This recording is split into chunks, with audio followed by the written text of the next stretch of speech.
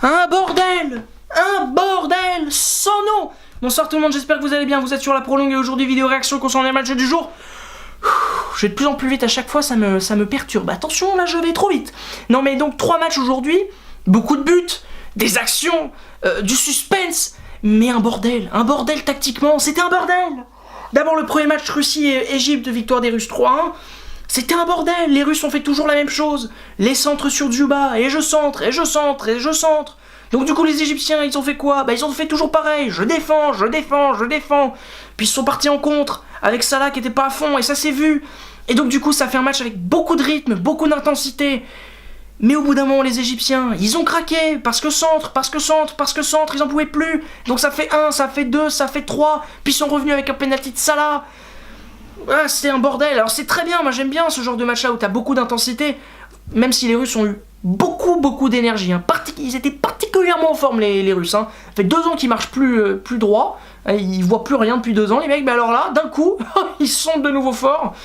C'est une sacrée coïncidence, je n'insinue rien, je souligne juste, mais voilà, bon, victoire des Russes, c'est super, ils sont qualifiés pour les 8e, parce que bon, oui, ils sont pas officiellement qualifiés, il faudrait que l'Arabie Saoudite batte l'Uruguay. Autant te dire que c'est pas fait du tout, donc voilà, ils sont évidemment qualifiés. Les Russes, bien prêts je pense pour affronter les gros morceaux qui les attendent dès les 8e. Même si je pense que les Russes ne passeront pas les 8e, voilà, ça m'étonnerait fortement en tout cas, on sait jamais, dans le football tout est possible. Il y a eu beaucoup de choses ces dernières saisons qui m'ont fait comprendre et qui nous ont fait comprendre que ce sport est capable de tout, du meilleur comme du pire, mais voilà, effectivement les Russes ont bien joué le coup, comme les Japonais, alors qui ont eu une grosse réussite quand même, parce que les Japonais ont donc battu les Colombiens 2-1 dans un match où on n'attendait pas du tout ce scénario, d'entrée, un penalty carton rouge. Déjà la double peine c'est de plus en plus rare, bah alors double peine dès la 3e, là c'est pas que tu les tues les Colombiens, c'est que tu les tues, tu les assassines, c'est la même chose, mais voilà, globalement, ils sont un peu sabordés tout seuls. Une victoire donc obtenue avec ce penalty de Kagawa donc dès la 3e minute, un but sur coup de pied arrêté pour répondre au but sur coup de pied arrêté des Colombiens. Donc c'était un bon match, il y avait de l'intensité, mais encore une fois tactiquement, c'était un bordel. Oh là là, il y avait rien de serein, il y avait rien de bien.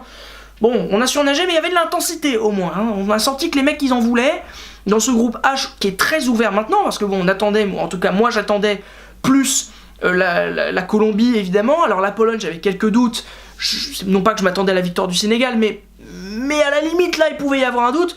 Honnêtement, j'avais aucun doute sur cette rencontre là entre Colombie et Japon. Bah j'ai eu complètement faux, victoire des Japonais, bravo à eux, bravo à Hiroki Sakai, c'est super, bravo mon popo, c'est rigolo.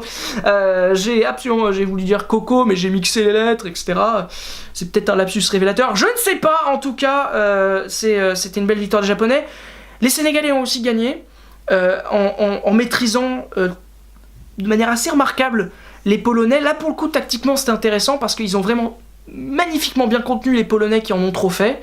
Vraiment ça marchait pas, Milik en 10 c'était une bêtise, Krychowiak devait donc à peu près avoir ce rôle là, il a beaucoup de qualité le Krychowiak mais pas en tant que numéro 10 et ça s'est vu. Lewandowski il est très bon mais bon quand il est un peu tout seul c'est compliqué, au Bayern il est quand même vachement bien entouré, c'est pour ça qu'il met autant de buts. Là il était bien seul et ça a été compliqué, même s'il a eu sa chance sur coup de pied arrêté, ça n'a pas passé, enfin bon voilà.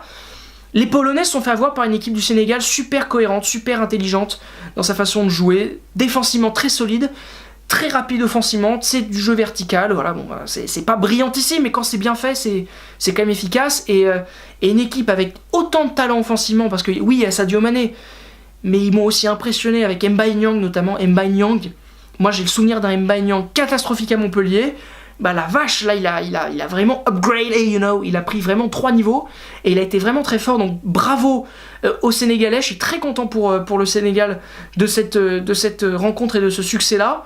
La suite dans ce groupe va être très intéressante, les matchs vont être vraiment importants évidemment dans ce groupe là, plus que dans d'autres, parce que là c'est quand même particulièrement ouvert, c'est-à-dire que même si les Colombiens et les Polonais ont perdu, ils sont encore potentiellement qualifiables, vraiment ils ont encore leur chance quoi, c'est pas comme s'ils étaient condamnés à perdre à chaque fois, donc c'est très intéressant. Demain il va y avoir des matchs aussi pas mal du tout, mais moins excitants, moins serrés, parce que entre Portugal-Maroc, vu le niveau des Portugais face à l'Espagne, vu le niveau de CR7 face à l'Espagne et vu le niveau du Maroc, Normalement, ça devrait passer pour le Portugal.